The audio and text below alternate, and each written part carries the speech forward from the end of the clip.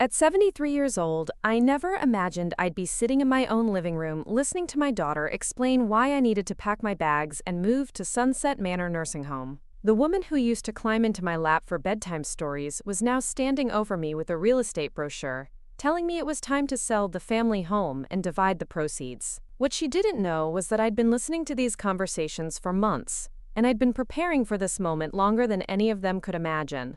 My name is Margaret Thompson, and this is the story of how my own family tried to erase me from my own life, only to discover that some grandmothers bite back harder than they expect. Before we jump back in, tell us where you're tuning in from, and if this story touches you, make sure you're subscribed, because tomorrow, I've saved something extra special for you. I built my life in the small town of Millbrook, Pennsylvania, where everyone knew everyone, and your reputation was your most valuable possession. The three-story Victorian house on Maple Street had been my home for 47 years, purchased with my late husband Frank, when our daughter Rebecca was just 5 years old.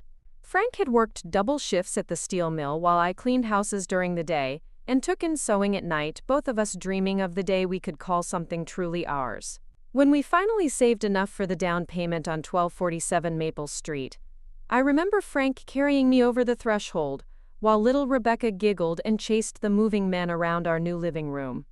Now, all these years later, I was watching that same little girl, now 52, with graying hair and a lawyer's sharp tongue, treat me like a burden that needed managing.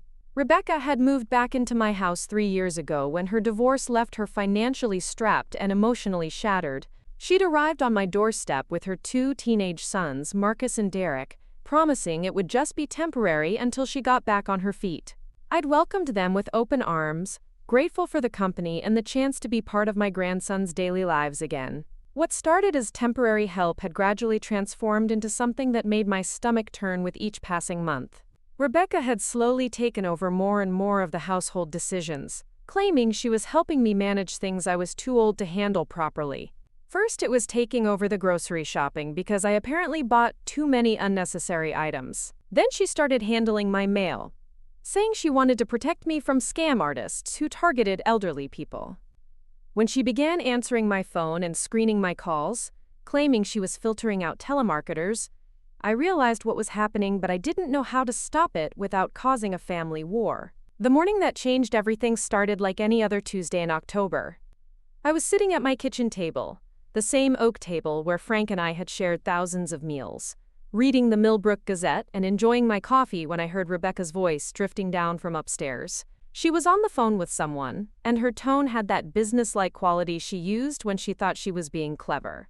No, she's completely willing to go, Rebecca was saying, her voice carrying through the thin walls of our old house. Mom's getting confused more often, forgetting things, you know how it is with people her age. She actually brought up the idea herself, said she thought it might be nice to have other people around to talk to. I set down my coffee cup with a trembling hand, my heart racing as I realized she was talking about me. I crept to the bottom of the stairs, pressing myself against the wall to hear better. The house needs significant repairs anyway, Rebecca continued, her voice growing more confident as she spun her narrative. The roof leaks, the furnace is ancient, and Mom can't afford to maintain a place this size on her Social Security. Honestly, selling it would be the kindest thing for everyone involved. She'll get the care she needs, and the boys and I can finally start fresh somewhere more affordable.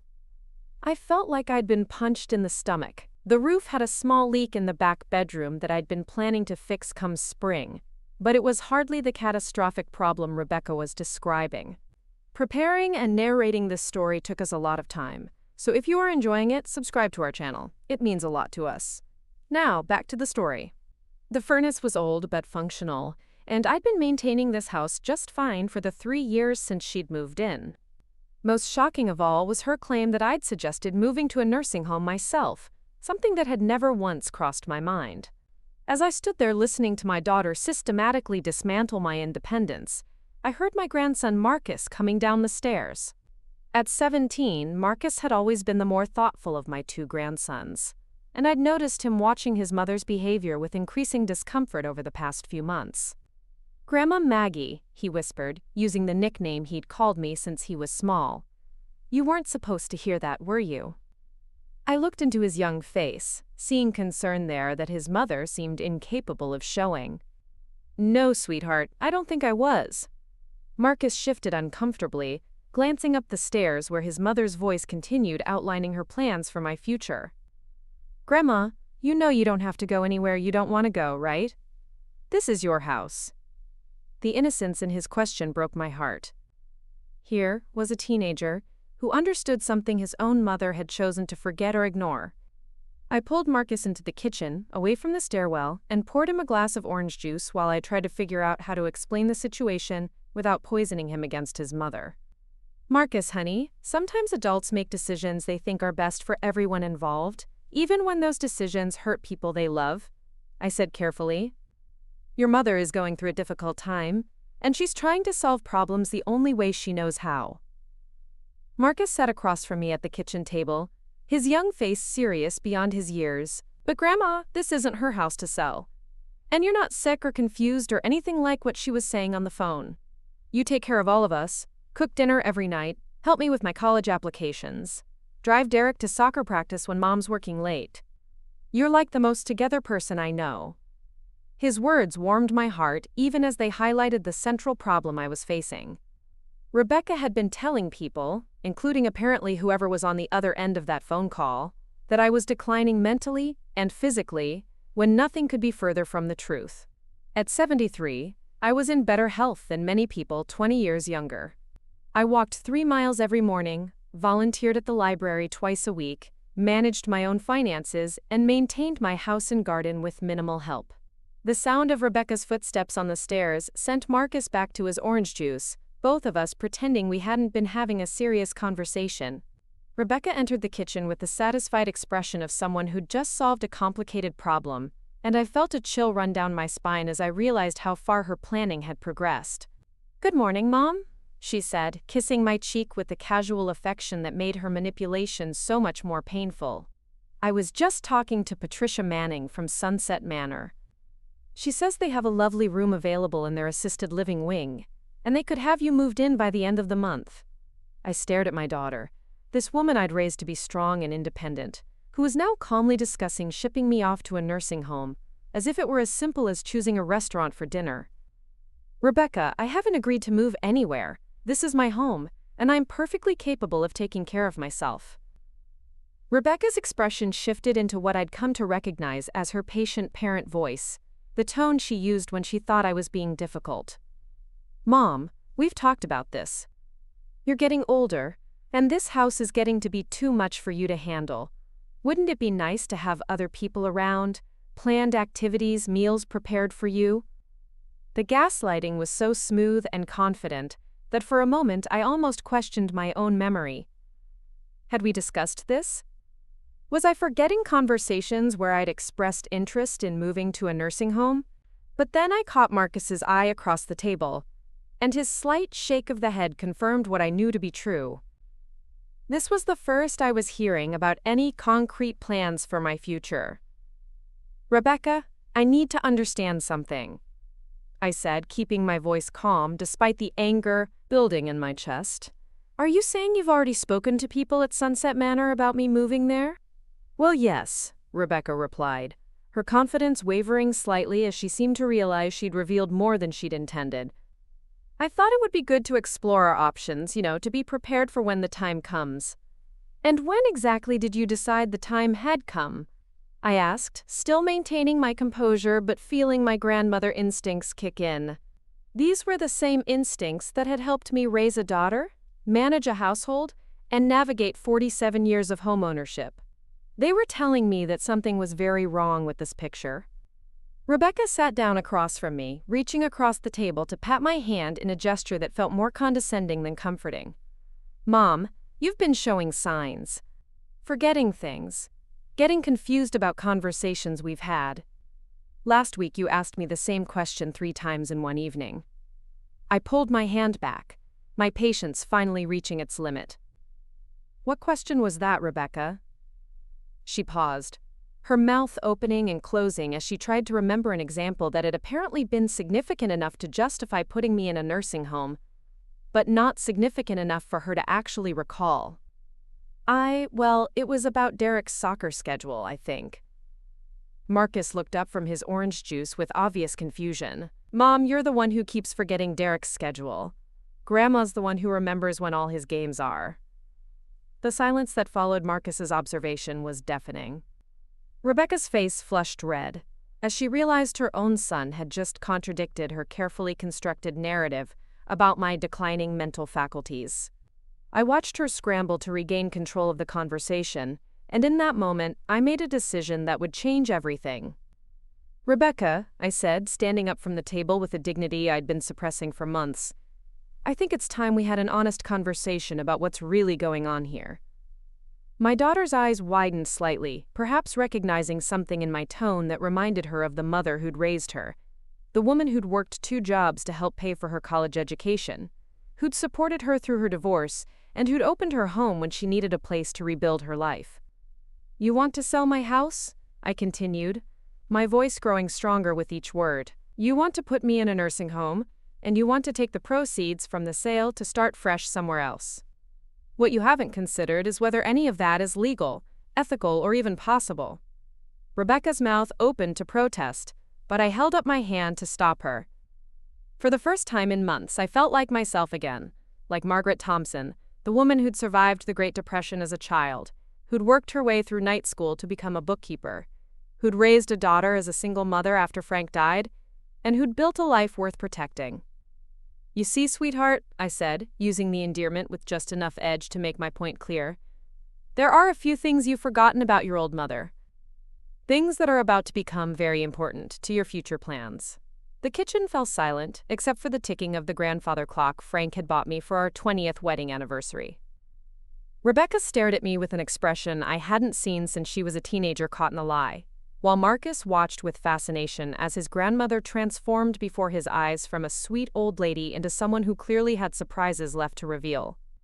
I had spent 3 years watching my daughter slowly take over my life, assuming that her name on my bank account as an emergency contact gave her authority over my decisions. I'd listened to her make plans for my future as if I were already incompetent to make my own choices. I'd endured months of subtle undermining, gaslighting, and manipulation that had made me question my own perceptions and capabilities. But what Rebecca didn't understand, what she'd apparently never bothered to investigate despite her lawyer's training, was the difference between being named as an emergency contact and having legal authority over someone's life and property. What she didn't know was that I'd been married to a man who'd worked in a steel mill for 30 years, a dangerous job that had taught us both the importance of having our legal affairs in perfect order. What she definitely didn't know was what Frank and I had discovered about property ownership laws when we'd first bought the house, or how carefully we'd structured our finances to protect everything we'd worked for. Most importantly, she had no idea that her old mother had spent the last 6 months quietly consulting with an attorney of her own, a woman named Helen Rodriguez who specialized in elder law and had been thoroughly appalled by the stories I'd shared about my daughter's behavior. As I stood in my kitchen looking at Rebecca's shocked face, I realized that the time for passive resistance was over.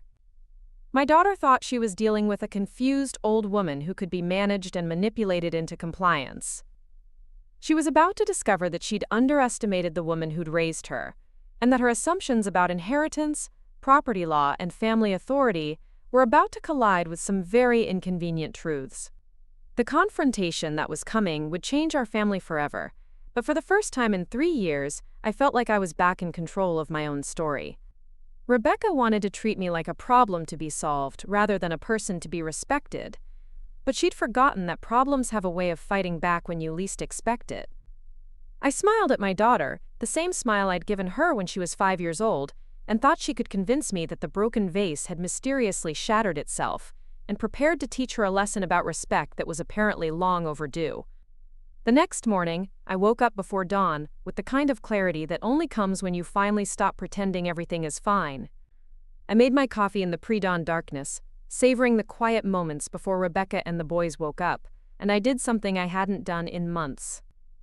I went into Frank's old study, the small room off the kitchen that had become his sanctuary during the last years of his life, and I opened the filing cabinet that Rebecca assumed was full of outdated tax returns and sentimental paperwork. Frank had been a meticulous record keeper, a habit born from years of dealing with union contracts and workers' compensation claims at the steel mill. Every important document in our lives had been carefully filed, labeled, and cross-referenced in a system that had seemed overly complicated when he was alive, but now felt like a gift from beyond the grave. I pulled out the thick folder labeled Property Documents and spread the contents across his old desk, my hands trembling slightly as I touched papers that still smelled faintly of his aftershave. The deed to our house was right where Frank had always kept it, filed under Original Documents Do Not Remove. I read through it carefully, something I'd never bothered to do in all the years we'd lived here, and felt my heart start beating faster as I absorbed the implications of what I was seeing. The property at 1247 Maple Street was deeded solely in my name, Margaret Eleanor Thompson, with no joint ownership, no transfer on death beneficiaries, and no contingencies that would give anyone else claim to the property while I was alive. I remember asking Frank years ago why he'd insisted on putting the house only in my name, and he'd explained it had something to do with protecting our assets if anything happened to him at the mill. Steelwork was dangerous business, he'd said, and if he was ever injured or killed on the job, he wanted to make sure no one could come after our home to settle any legal disputes. At the time, his explanation had seemed overly cautious, but now I understood the profound gift he'd given me. This house was mine, completely and unquestionably, and no one could take it from me or sell it without my explicit consent. But the property deed was just the beginning of what I discovered that morning. Buried deeper in the filing cabinet was a folder I'd never seen before, labeled Emergency Plans in Frank's careful handwriting. Inside, I found documents that made me realize just how much thought my husband had put into protecting me long after he was gone. There was a power of attorney document, carefully dated and notarized, that gave me complete control over all our financial affairs. There was a will that left everything to me with specific instructions about how the property should be handled if I ever needed long-term care. Most shocking of all was a letter Frank had written to me, sealed in an envelope with, "For Maggie, open only if someone tries to take your home," written across the front. My hands shook as I opened it, and Frank's voice seemed to fill the quiet study as I read his words.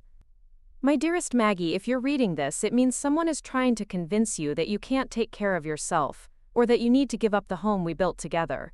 I want you to know that I spent a lot of time talking to lawyers and financial advisors about how to protect you from exactly this kind of situation. People think that just because someone gets older, they lose the right to make their own decisions. But that's not how the law works, and it's not how our family should work either." The letter went on to explain that Frank had specifically structured our finances to prevent anyone from claiming financial guardianship over me unless I was proven incompetent by a court of law, a process that required medical evidence and legal proceedings that Rebecca couldn't simply decide to initiate on her own. He'd also set up a separate bank account that only I had access to, containing enough money to live independently for several years if necessary. "I know our Rebecca loves you," Frank's letter continued, "but I also know that people can convince themselves that they're helping when they're really just trying to control. If anyone ever tries to tell you that you're too old or too confused to make your own decisions, you show them these papers and you tell them that Frank Thompson didn't raise a woman who would give up without a fight." I sat in that study for over an hour, reading and rereading documents that revealed the depth of Frank's foresight and love. He'd anticipated exactly the situation I was facing now, and he'd spent years quietly building legal walls around my independence that I'd never even known existed. But more than that, his letter reminded me of who I used to be before Rebecca's subtle undermining had made me question my own capabilities. I was Margaret Thompson, the woman who'd balanced our family's books for 40 years without ever bouncing a check. I was the woman who'd negotiated with contractors when we renovated the kitchen, who'd handled all the paperwork when Frank died, and who'd managed to keep our household running smoothly while Rebecca was falling apart during her divorce. I wasn't a confused old woman who needed managing. I was a competent adult who'd been allowing someone else to treat me like a child. The sound of footsteps upstairs reminded me that the house was waking up, and I quickly gathered the documents back into their folders. But I kept Frank's letter in my pocket, a tangible reminder of his faith in my strength. As I made breakfast for the family, I found myself studying Rebecca with new eyes, seeing her behavior patterns that had developed so gradually I'd barely noticed them. When Rebecca came downstairs, she immediately began her morning routine of taking charge of things I'd been handling perfectly well for decades. She checked the coffee pot as if I might have forgotten how to make coffee, shuffled through the mail that hadn't arrived yet, and announced that she'd made an appointment for me to tour Sunset Manor that afternoon. "I thought you'd like to see the facilities," she said, buttering her toast with the casual confidence of someone who believed their plans were already set in motion. "Patricia Manning is going to give us a personal tour, and she said we could have lunch in their dining room so you can see how nice the meals are." I continued scrambling eggs, letting Rebecca's words wash over me while I processed this new information. She'd made an appointment at the nursing home without asking me, just as she'd been making decisions about my mail, my phone calls, and my daily activities for months. The pattern was so clear now that I wondered how I'd missed it for so long.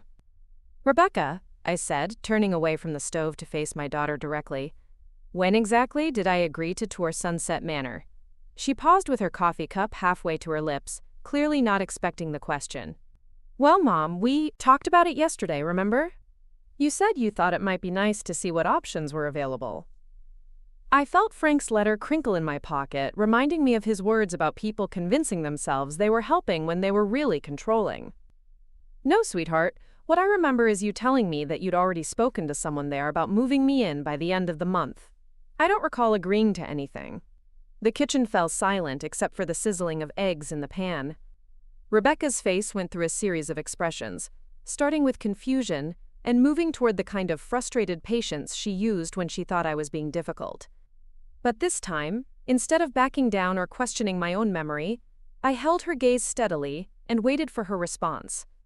"Mom, you're being a little defensive here," she finally said, her voice taking on that smooth, reasonable tone that had been so effective at making me doubt myself.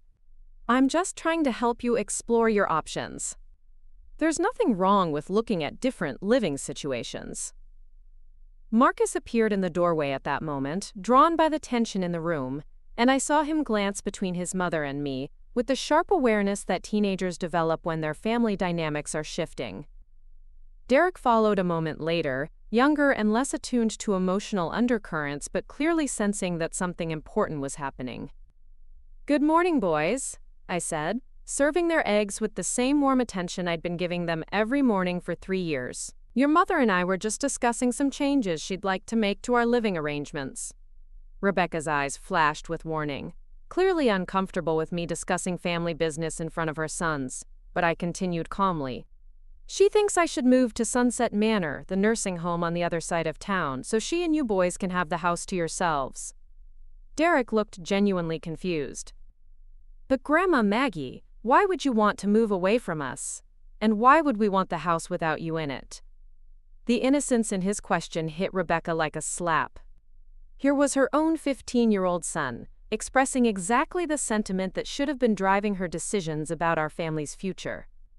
Instead of responding to Derek's question, she turned to me with barely controlled frustration.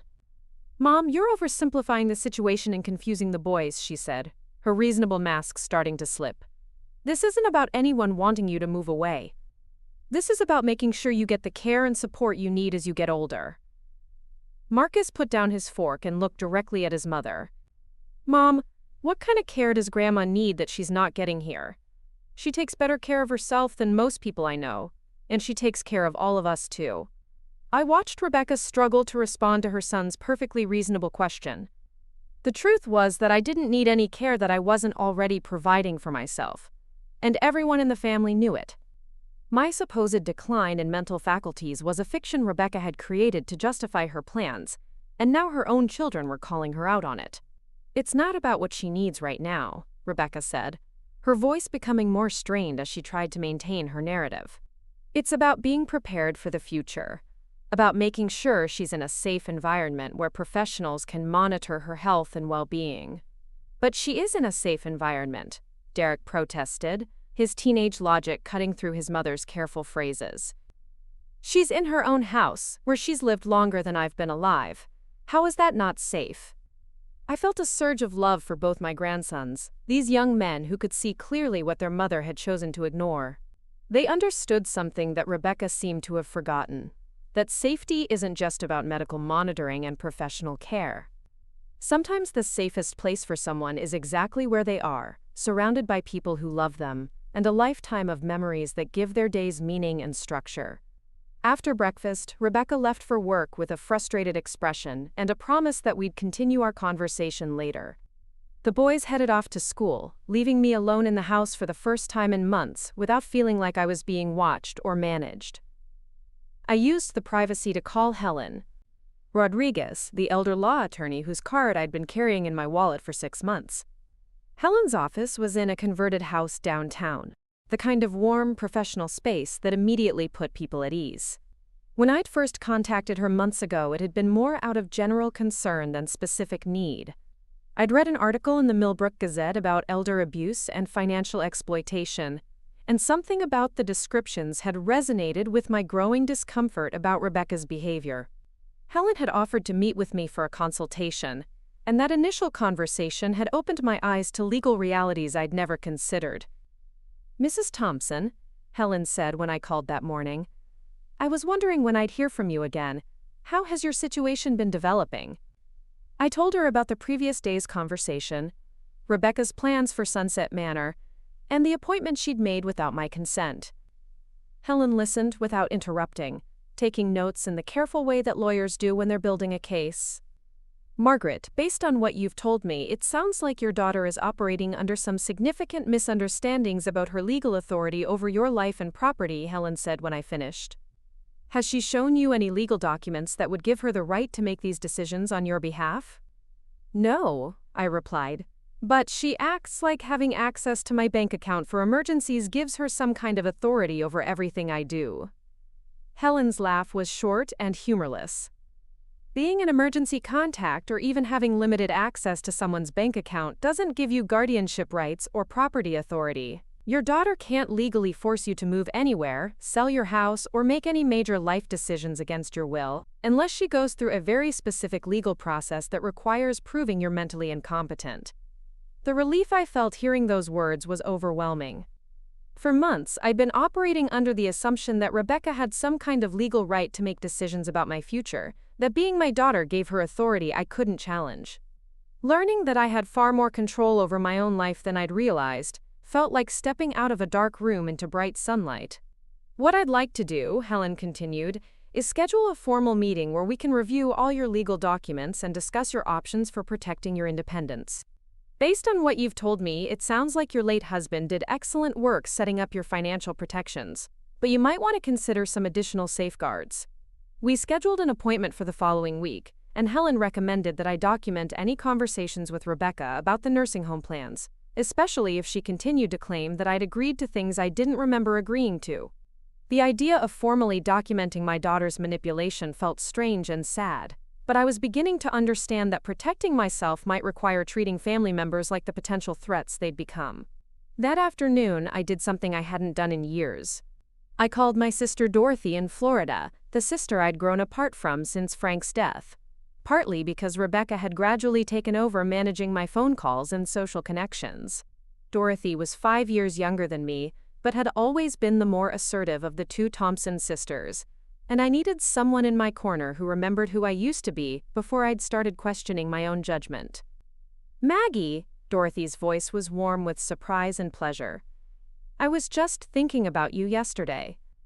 How are things up there in Pennsylvania?" I found myself telling Dorothy everything, all the months of gradual undermining, the nursing home plans, and my growing realization that I'd been allowing Rebecca to treat me like an incompetent child. Dorothy listened with the kind of focused attention that only comes from family members who've known you your entire life, occasionally asking sharp questions that helped me see the situation even more clearly. "Margaret Eleanor Thompson," Dorothy said when I finished, using my full name the way our mother used to when she was making an important point. "What you're describing isn't family concern, it's family abuse. Rebecca is trying to steal your independence, and she's doing it, gradually so you won't fight back." Hearing my sister name what was happening felt like another piece of clarity falling into place. I'd been so focused on trying to understand Rebecca's motivations, trying to give her the benefit of the doubt, that I'd been blind to the fundamental wrongness of her behavior. A loving daughter doesn't make major life decisions for her competent mother without consultation or consent. A loving daughter doesn't gaslight her mother about conversations that never happened. A loving daughter doesn't try to institutionalize her mother so she can take over her house. The Rebecca I remember, Dorothy continued, was a strong, independent woman who would have been horrified by the idea of controlling another adult's life choices. What happened to her? It was a question I'd been avoiding, but Dorothy's directness forced me to confront it. Rebecca's divorce had been devastating. Not just financially, but emotionally. She'd discovered that her husband had been cheating for years, that their marriage had been a lie, and that her comfortable middle-class life had been built on deception. When she'd moved in with me, she'd been broken in ways I'd never seen before, struggling with depression and anxiety that made simple decisions feel overwhelming. Somewhere in the process of rebuilding her life, Rebecca had started taking control of mine. Maybe it had begun as genuine helpfulness, a way for her to feel useful and competent when her own life felt chaotic. But gradually, managing my affairs had become managing me, and helping had transformed into controlling. The more authority she took over my daily life, the more necessary she made herself, and the more difficult it became for either of us to remember that I'd been functioning perfectly well before she arrived. "The thing is, Dorothy," I said, feeling tears start to well up as I finally admitted the truth I'd been avoiding, "I think Rebecca needs to feel like she's in control of something, even if it's my life instead of her own. And I've been letting her do it because I felt sorry for her, and because I missed having someone to take care of." Dorothy's response was immediate and firm. "Maggie, you can feel sorry for someone without letting them destroy your independence. You can want to help someone rebuild their life without sacrificing your own autonomy. Rebecca's problems don't give her the right to solve them by controlling you." After I hung up with Dorothy, I sat in Frank's study looking through more of his carefully organized files. I found letters from his attorney, medical records that proved I'd been competent to make legal decisions right up until Frank's death, and financial statements that showed I'd been managing our money responsibly for years after he was gone. The evidence of my competence was overwhelming, and I wondered how I'd let Rebecca convince me that I was losing my ability to take care of myself. That evening, when Rebecca came home from work, she seemed surprised to find me cooking dinner as usual, as if she'd expected me to fall apart without her guidance during the day. She mentioned the Sunset Manor appointment again, this time framing it as something we'd definitely agreed to do together, and I realized she was already rewriting history to support her narrative. "Rebecca," I said, setting down my wooden spoon and turning to face her fully, "I want you to understand something very clearly. I have not agreed to tour any nursing homes, I have not agreed to move anywhere, and I have not given you permission to make appointments on my behalf." She stared at me with the kind of shock people show when a usually cooperative pet suddenly bites. "Mom, what's gotten into you? You're being very hostile about something that's meant to help you." "What's gotten into me," I replied, feeling Frank's letter still in my pocket like a talisman of strength, "is that I've remembered who I am. I'm not a confused old woman who needs managing. I'm a competent adult who owns this house, manages her own finances, and has every legal right to make her own decisions about where and how to live." The conversation that followed was unlike anything Rebecca and I had ever had. For the first time in 3 years, I refused to be managed, manipulated, or convinced that my own perceptions were wrong. I told her that she was welcome to continue living in my house as my guest, but that I would no longer tolerate being treated like a burden or an incompetent child in my own home. Rebecca's response revealed just how much she'd been counting on my compliance. She became angry in a way I'd rarely seen, accusing me of being ungrateful for everything she'd done for me, of not understanding how difficult it was to worry about an aging parent, and of being selfish for not considering what was best for the whole family. Her accusations might have worked on the woman I'd been 6 months ago, but they bounced off the woman I was becoming. "Rebecca," I said when she finally ran out of steam, "what's best for this family is honesty, respect, and treating each other like competent adults capable of making our own decisions. What's not best for this family is lies, manipulation, and one person trying to control everyone else's life choices." As I went to bed that night, I felt like I was finally waking up from a long, confusing dream. Tomorrow would bring new challenges as Rebecca realized that her plans for my future were going to face serious resistance, but for the first time in months, I was looking forward to those challenges instead of dreading them. I had Frank's letter in my nightstand drawer, Helen Rodriguez's phone number in my wallet, and Dorothy's voice echoing in my memory, reminding me that I was Margaret Thompson, a woman who'd never given up without a fight.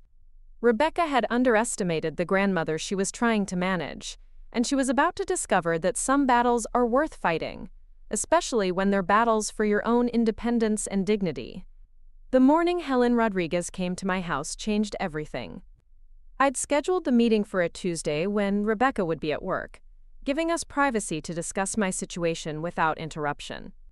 Helen arrived precisely at 10 o'clock, carrying a leather briefcase and wearing the kind of professional confidence that made me feel like I'd made the right choice in seeking legal counsel.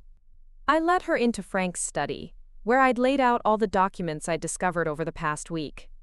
Helen examined each paper carefully, making notes and occasionally asking questions about specific dates or circumstances. When she finished reviewing everything, she sat back in Frank's old chair and smiled at me with something that looked like admiration.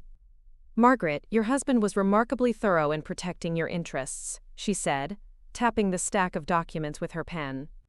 "What you have here is a virtually bulletproof legal foundation for maintaining complete control over your property and your life decisions. But more importantly, you have clear evidence that your daughter has been operating under false assumptions about her authority over your affairs."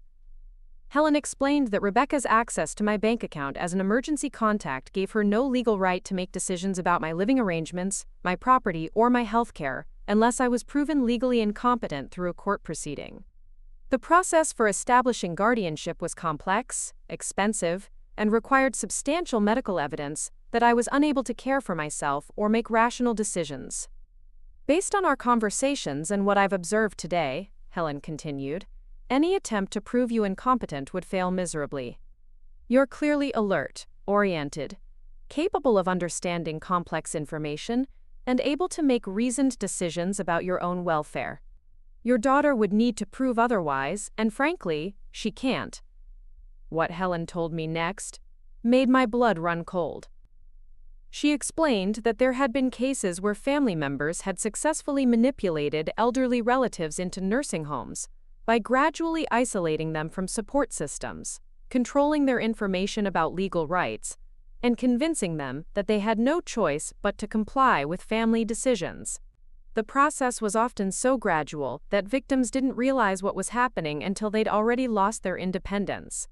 "The good news," Helen said, "is that you recognized what was happening and sought help before any permanent damage was done. The better news is that you're in a position to not only protect yourself, but to make it very clear to your daughter that her current approach is both legally invalid and personally unacceptable." Helen recommended that we schedule a family meeting where she would explain the legal realities to Rebecca directly. Sometimes, she said, family members who were operating under misconceptions about their authority would back down when confronted with clear legal information. Other times, the confrontation revealed the true motivations behind their behavior and forced more difficult decisions about family relationships. "I want you to understand, Margaret, that you have options," Helen said as she prepared to leave. "You can choose to educate your daughter and work toward a healthier relationship, or you can choose to protect yourself by limiting her access to your affairs. Either way, you're in control of this situation, not her."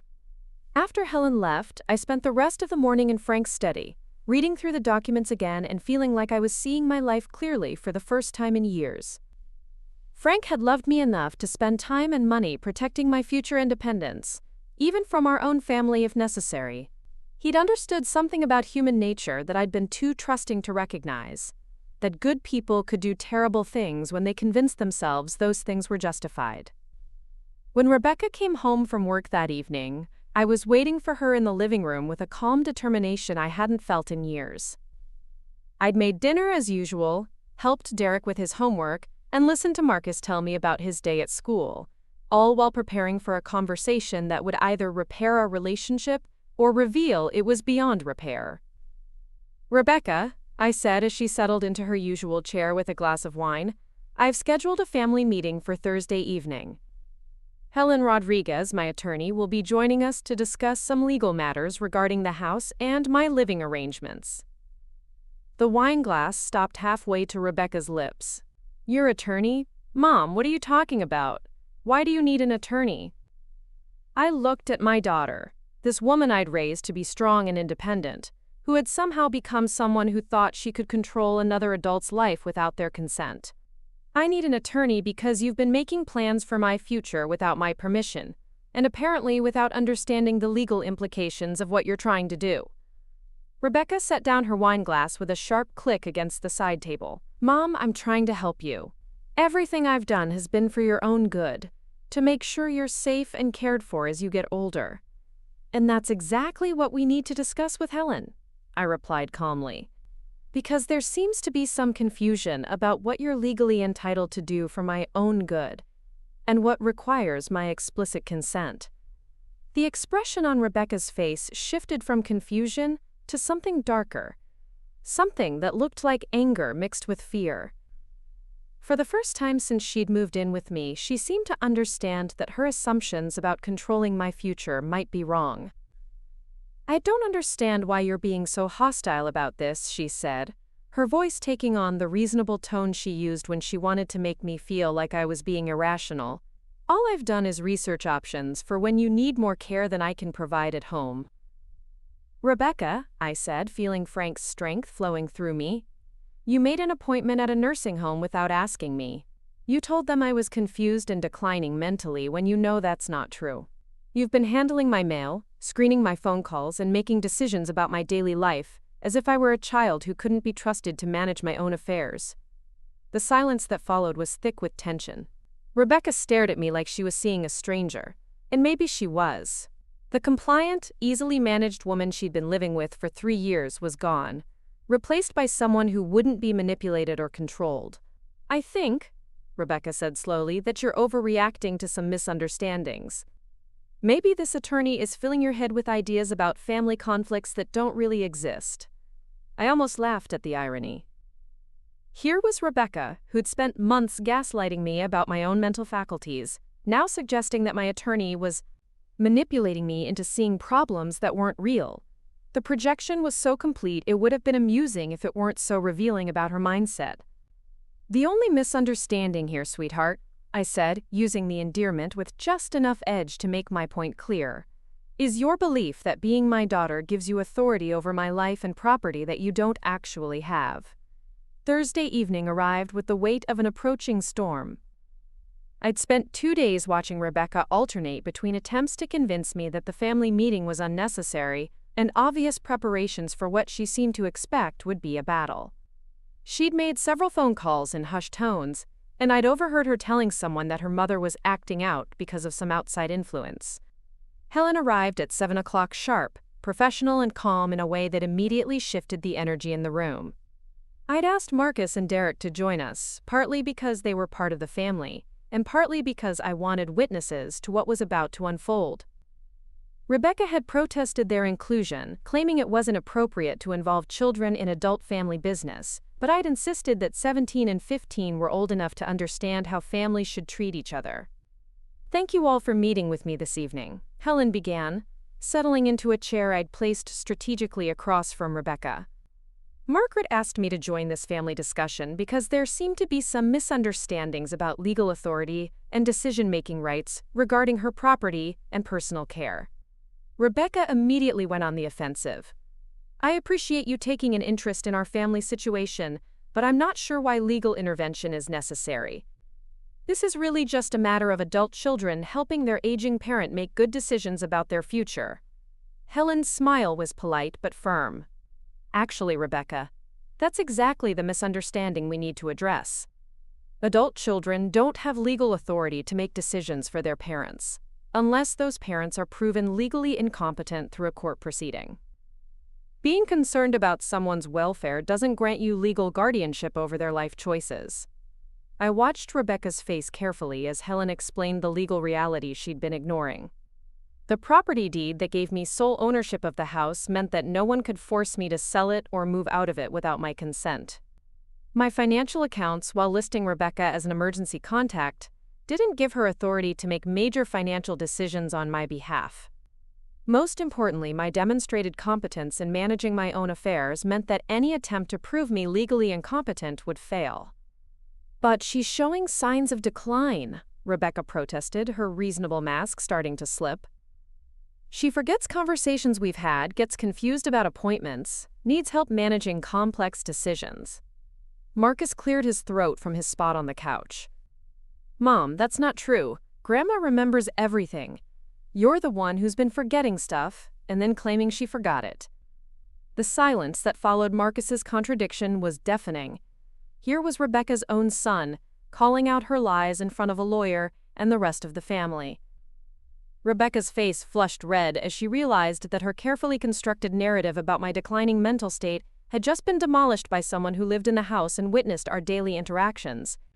Marcus, you don't understand the complexity of the situation, Rebecca said, her voice strained with the effort of maintaining control.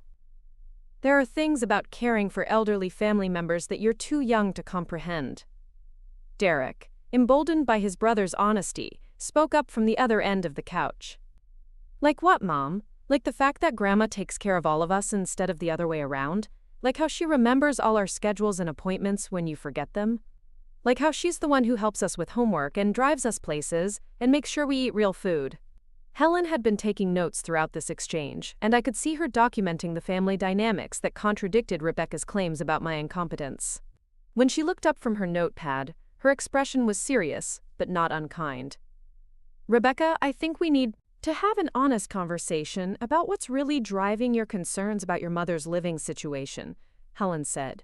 Because based on what I've observed and what your own children have testified to, Margaret shows no signs of needing assisted living or nursing home care. Rebecca's composure finally cracked completely. Fine. You want honesty? I'll give you honesty. I'm 42 years old. I'm starting over after a devastating divorce, and I need stability for my children. This house is my inheritance, my security, my children's future. Mom's going to die eventually anyway, and when she does, we'll be left with a house that needs thousands of dollars in repairs and maintenance we can't afford. The raw honesty of her outburst left everyone stunned. Here, finally, was the truth behind all the concern about my welfare, all the claims about my declining abilities, all the plans for my future that had been made without my input. Rebecca wasn't worried about my well-being. She was worried about her inheritance and her financial security. So let me understand this correctly, Helen said, her lawyer's voice cutting through the emotional chaos. You want to place your competent, independent mother in a nursing home so you can sell her house and use the proceeds to secure your own financial future? Rebecca seemed to realize she'd revealed too much, and she tried to backtrack. It's more complicated than that. Mom would be better cared for in a professional facility, and the house is too much for her to maintain. I finally spoke, my voice steady despite the heartbreak of hearing my daughter's true motivations. Rebecca, this house isn't your inheritance. It's my home. I'm not dying anytime soon, and even when I do, you have no guarantee that you'll inherit anything unless I choose to leave it to you. The shock on Rebecca's face was complete. She'd been operating under the assumption that she was simply arranging her inevitable inheritance, not realizing that inheritance is a gift, not a right, and that my property was mine to dispose of as I saw fit. Helen reached into her briefcase and withdrew a document I recognized as one of Frank's carefully prepared papers. Actually, let me read you something from Margaret's current will. In the event that any of my heirs attempt to force me into institutional care against my will, or try to take control of my property while I am competent to manage my own affairs, that heir shall forfeit any claim to inheritance from my estate. The document Helen was reading from was one Frank had insisted we both execute years ago, a protection against exactly the kind of manipulation Rebecca had been attempting. I'd forgotten about that particular clause, but Frank had anticipated that someone might try to institutionalize me for financial gain, and had built legal consequences into our estate planning. Rebecca stared at the document like it was a snake that might strike her. That can't be legal. You can't just cut family out of inheritance for disagreeing with your decisions.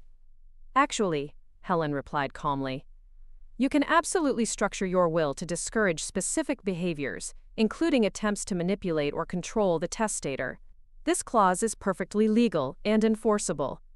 Margaret has every right to protect herself from family members who might try to exploit her for financial gain. I watched my daughter process the implications of what she'd just learned. Not only did she have no legal authority to force me into a nursing home, but her attempts to do so had actually jeopardized her financial future, rather than securing it. The inheritance she'd been counting on was no longer guaranteed, and her own behavior had put it at risk. Marcus and Derek had been listening to this entire exchange with expressions of growing horror. They were learning that their mother had been planning to institutionalize their beloved grandmother, not out of concern for her welfare but for financial gain, and that her claims about my declining mental state had been lies designed to justify her plans. "Mom," Marcus said, his voice heavy with disappointment. "How could you do this to Grandma? She's been nothing but good to us, and you were going to put her in a nursing home so you could take her house?" Rebecca turned on her sons with desperate anger. "You don't understand?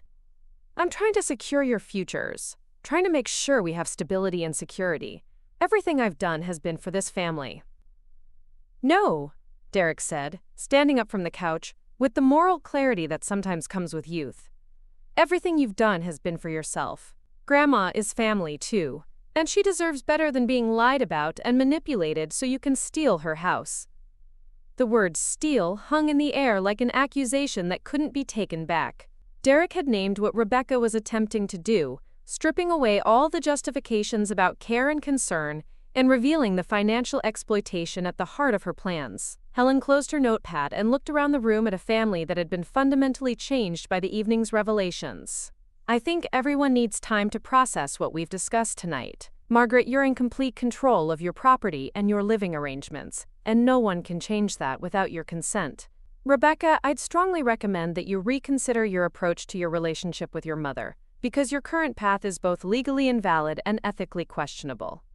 After Helen left, the house felt different. The careful balance Rebecca had maintained for 3 years, where she gradually took control while pretending to help, had been completely destroyed.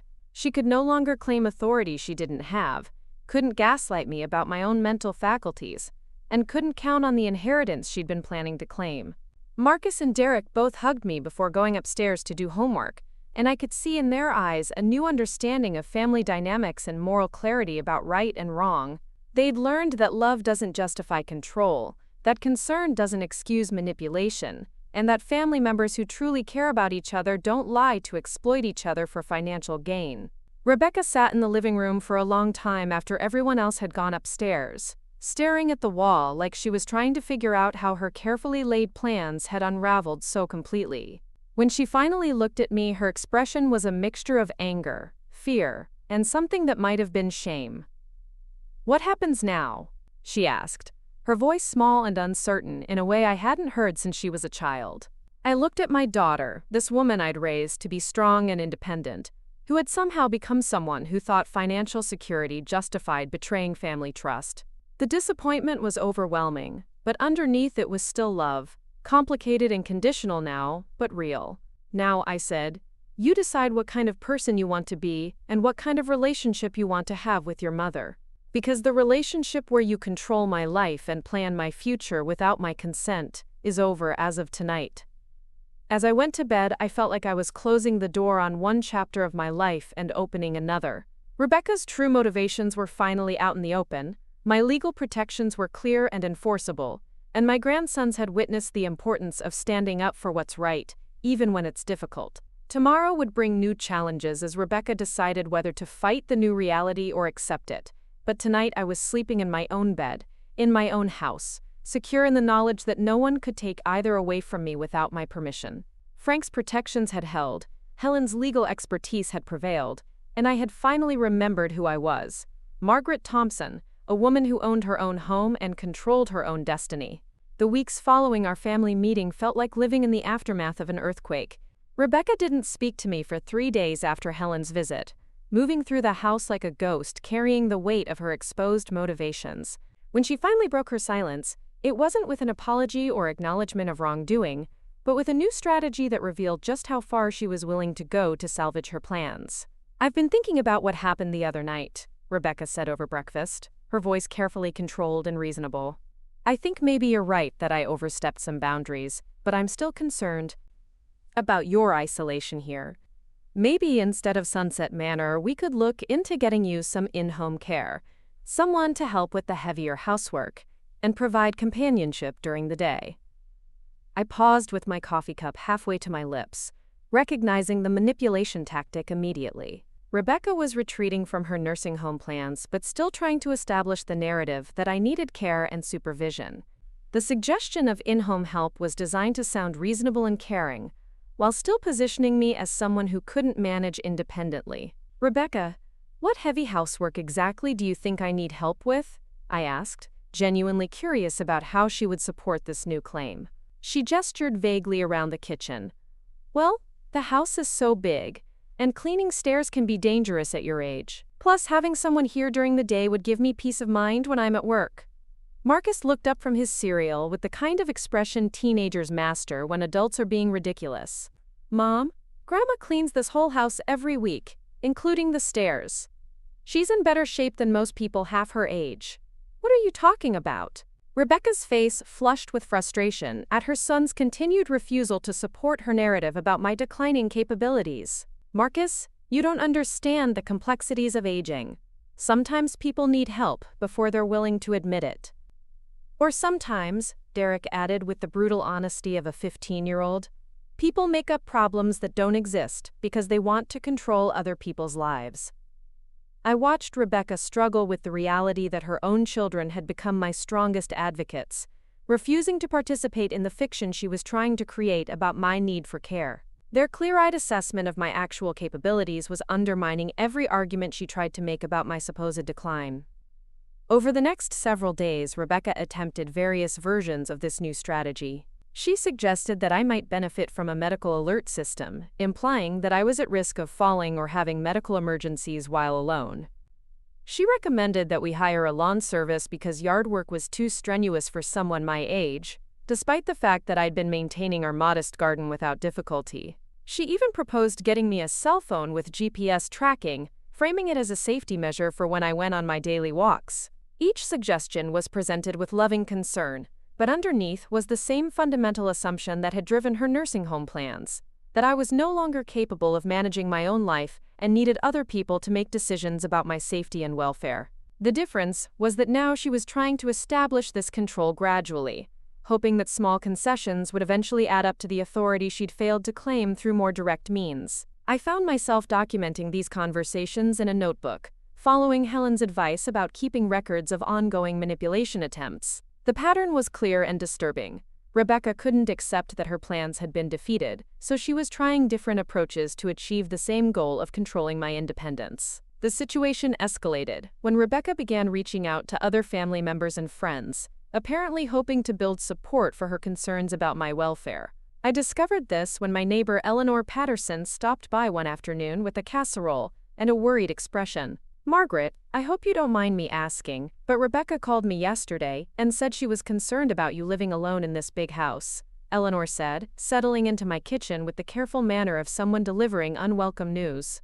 "She mentioned that you'd been having some memory issues and might need more support than she can provide while working full-time." I felt a familiar surge of anger at Rebecca's continued lies about my mental state, but I kept my voice calm as I responded. "Eleanor, what exactly did Rebecca tell you about these supposed memory issues?" Eleanor shifted uncomfortably in her chair. "Well, she said you'd been forgetting appointments, getting confused about conversations you'd had, and that she was worried about your safety when you're here alone during the day." "Eleanor, you've been my neighbor for 20 years, I said, looking directly into her eyes. "In all the conversations we've had over the past few months, have I seemed confused or forgetful to you?" Eleanor was quiet for a long moment, clearly thinking through our recent interactions. "No," she admitted. "You've seemed exactly like yourself. You remember everything about my grandchildren, you keep track of all the neighborhood happenings, and you're always sharp as a tack when we talk about current events or community issues." I nodded, feeling validated by her honest assessment. "So why do you think Rebecca is telling people something different?" The question hung in the air between us, forcing Eleanor to confront the disconnect between Rebecca's claims and her own observations. I could see her working through the implications, realizing that someone was lying about my mental state, and wondering why. "Margaret," Eleanor said slowly, "is everything all right with your family situation?" For the first time since this entire ordeal began, I found myself telling someone outside the family about what had been happening. I explained Rebecca's nursing home plans, her financial motivations, and her ongoing attempts to establish control over my life, despite having no legal authority to do so. Eleanor listened with growing horror and disbelief. "She was planning to put you in a nursing home so she could sell your house?" Eleanor's voice was sharp with outrage. Margaret, that's elder abuse. That's exactly the kind of thing they warn us about in all those articles about protecting seniors from financial exploitation. Hearing Eleanor name what Rebecca was doing felt like another weight lifting from my shoulders. I'd been so focused on defending myself against specific accusations that I hadn't stepped back to see the larger pattern of manipulation and exploitation that Rebecca's behavior represented. Eleanor's visit was apparently the first of several. Over the next week, I received calls from church friends, former colleagues, and distant relatives who'd been contacted by Rebecca with concerns about my welfare. Each conversation followed the same pattern. Rebecca had expressed worry about my living alone, claimed I was showing signs of decline, and suggested that family intervention might be necessary. The calls were clearly part of a coordinated campaign designed to build support for the idea that I needed care and supervision. Rebecca was trying to create a consensus among people who cared about me, that her concerns were legitimate and her solutions were reasonable. If enough people believed I was declining, she could point to their concerns as evidence that her intervention was necessary and appropriate. But Rebecca had made a crucial miscalculation. The people she was calling had known me for years or decades, and they could judge for themselves whether I was showing signs of cognitive decline or inability to care for myself. Instead of building support for her narrative, her calls were backfiring, creating a network of people who were now suspicious of her motives and protective of my independence. Pastor Williams from our church called on a Thursday evening, his voice warm but concerned.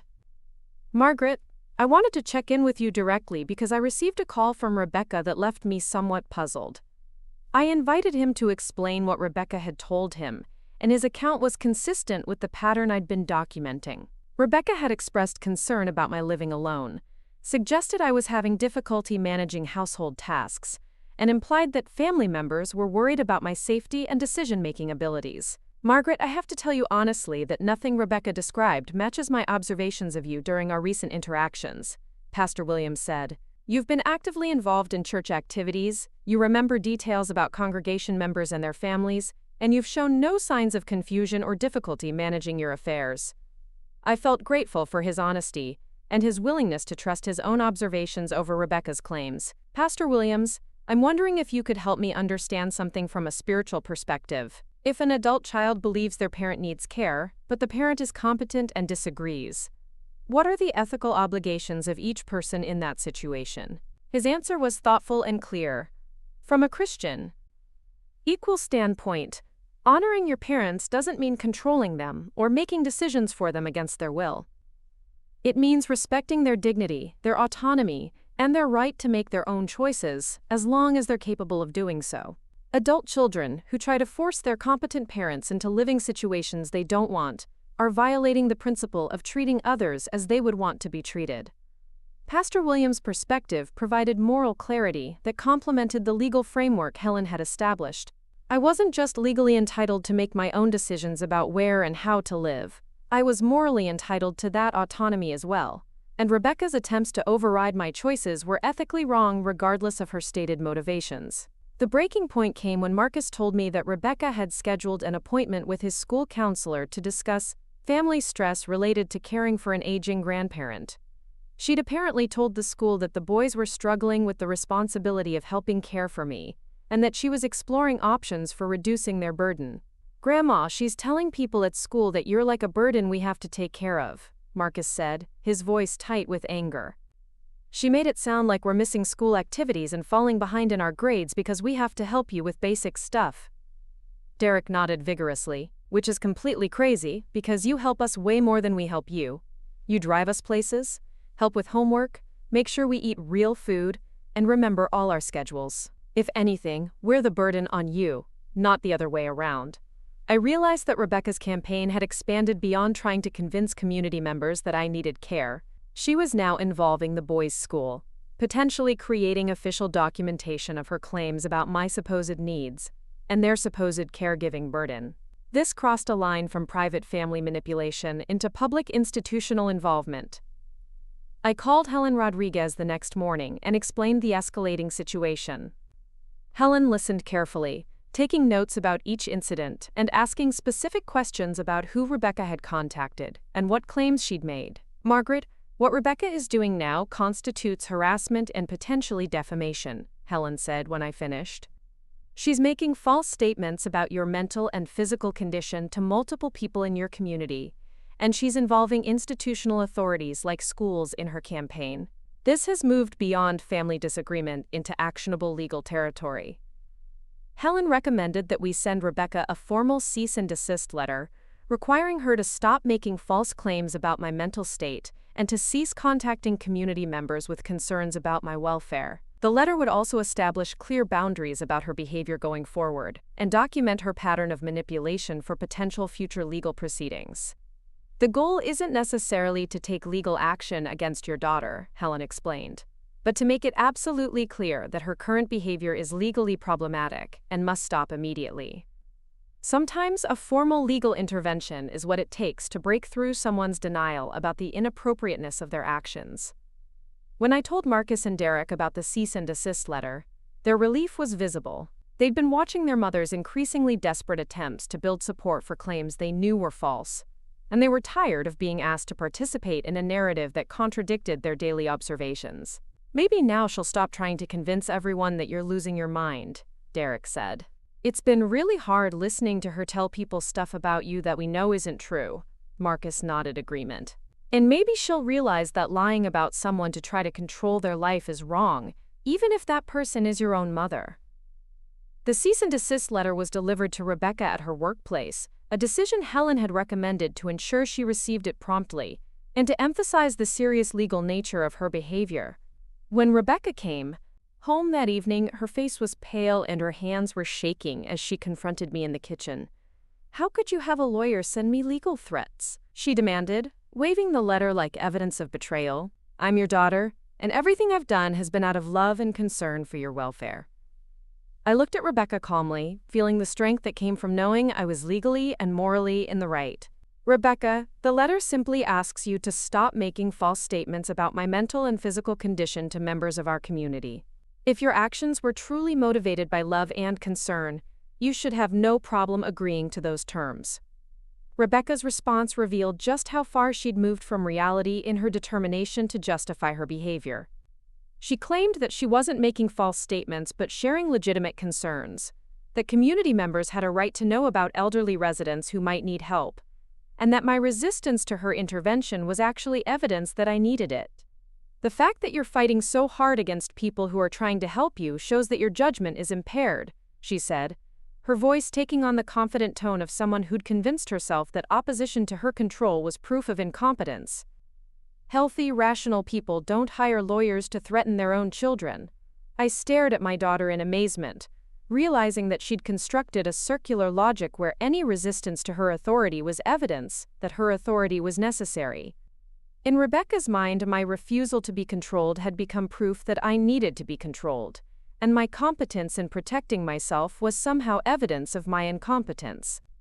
"Rebecca," I said, feeling simultaneously heartbroken and relieved to finally see the situation clearly, "healthy, rational people absolutely hire lawyers when their family members are trying to take control of their lives and property against their will.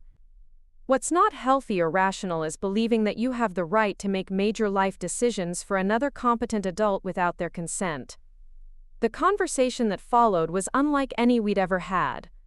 For the first time since this ordeal began, I stopped trying to preserve Rebecca's feelings or maintain family harmony at the expense of my own autonomy.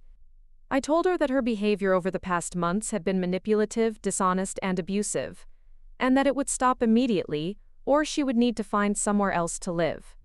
Rebecca's reaction was swift and furious. She accused me of being ungrateful, selfish, and cruel to the daughter who'd sacrificed her own independence to care for me. She claimed that I was choosing outsiders over family, that I was destroying our relationship over misunderstandings, and that I would regret pushing away the people who loved me most. But underneath her anger, I could see fear. Rebecca was finally understanding that her plans had completely failed, that she had no legal authority to force me into a nursing home, and that her attempts to build community support for her intervention had backfired spectacularly. Most importantly, she was realizing that her behavior had put her own housing situation at risk, since she was living in my house as my guest, and had just been told that arrangement could end if her manipulation continued. That night, as I lay in my own bed in my own house, I felt a peace I hadn't experienced in months. The battle wasn't over, but the outcome was no longer in doubt. Rebecca could continue fighting if she chose, but she was fighting from a position of weakness against someone who held all the legal cards and had the moral support of the community. I had my independence, my home, my grandson's respect, and a network of neighbors and friends who'd witnessed Rebecca's manipulation and chosen to support my autonomy instead. Most importantly, I had remembered who I was. Margaret Thompson, a woman strong enough to stand up for herself and wise enough to seek help when she needed it.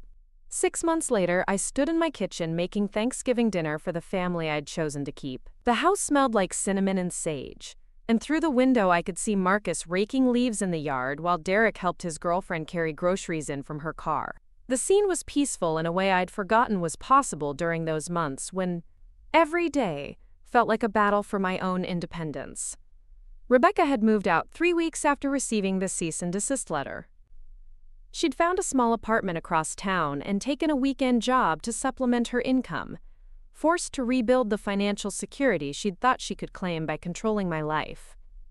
Our relationship now consisted of brief, civil conversations when she picked up the boys for their weekly dinners together, interactions that felt more like business transactions than family connections.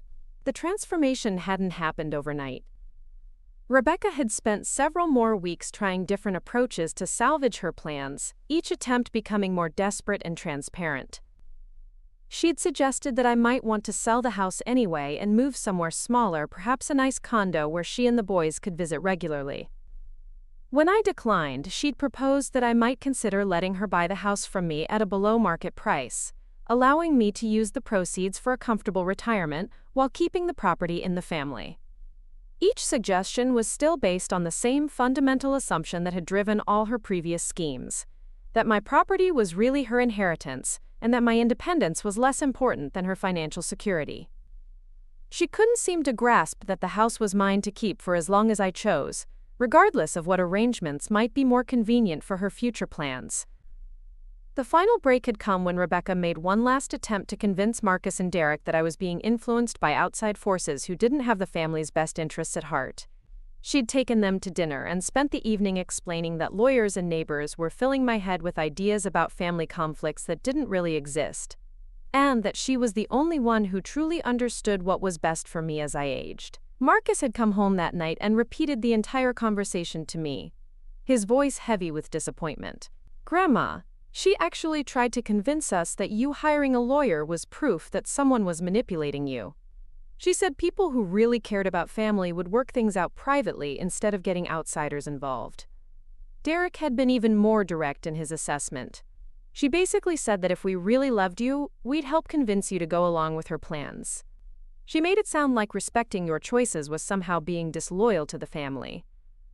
Their mother's attempt to recruit them as allies in undermining my autonomy had backfired completely. Instead of creating doubt about my decisions, it had crystallized their understanding of the difference between love and manipulation. They'd seen clearly that Rebecca was asking them to participate in convincing me to give up my independence for her benefit, and they'd refused. The conversation that finally ended Rebecca's residency in my house had been surprisingly calm. I'd simply told her that I could no longer have someone living in my home who was actively working to undermine my autonomy and independence. She could continue being my daughter and the boys' mother, but she couldn't continue living as my guest while treating me like a problem to be managed. Rebecca's response had been a mixture of anger and bewilderment. She genuinely seemed unable to understand why I was choosing conflict over compromise, why I couldn't see that her suggestions were reasonable solutions to real problems.